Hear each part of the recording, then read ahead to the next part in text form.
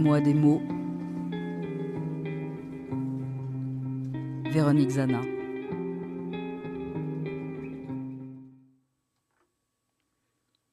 Note.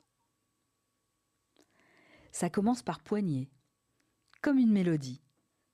Un rythme qui entraîne un battement de pied ou un claquement de doigts. Les notes peuplent la portée qui devient partition. Le chant viendra ensuite, mettre du corps en une joyeuse mélopée. Elle peut aussi se retrouver en bas de page, signalant l'origine d'un mot, d'un auteur ou du livre d'où vient ce qui est mis en relief. Ces notes, de mots ou de sons, deviennent chiffres pour un langage qui énonce la valeur, la performance ou la sanction. Elles s'affichent dans la marge comme une tentative de contestation de cette utilisation à laquelle elles se trouvent réduites. Au pluriel, elles se prennent à la main, sur un bloc ou à la volée, pour devenir mémoire, point de repère, pour y revenir et approfondir. Elles se présentent en fin de repas, souvent salé, ou à l'occasion d'une bévue qui laissera des traces.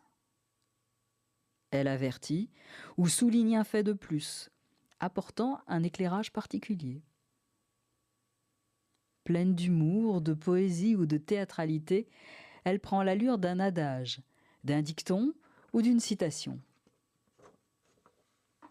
La musique a 7 lettres. L'écriture, 25 notes. Joseph Joubert. Les diplomates, ça ne se fâche pas, ça prend des notes. Sacha Guitry. Le bonheur, ce n'est pas une note séparée. C'est la joie que 2 notes ont à rebondir l'une contre l'autre. Christian Bobin. Faite pour contrer l'oubli, la soustraction ou l'indifférence, elle se donne un air de tribun par son latin solennel. Nota bene. Elle sait aussi se faire faussaire et heurter les oreilles perfectionnistes.